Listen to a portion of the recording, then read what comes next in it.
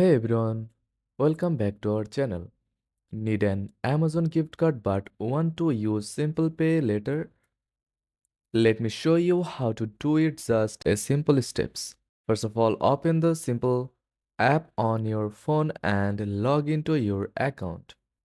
On the home page, scroll through the services and look for gift cards. Tap on it to explore available options. From the list of gift card brands, select Amazon. Enter the amount you want for your gift card. Review the details of your purchase. Then tap Proceed to Payment. Simple Pay later will be used to complete the transaction. Once your payment is confirmed, the Amazon gift card code will be sent to your email or available in the app.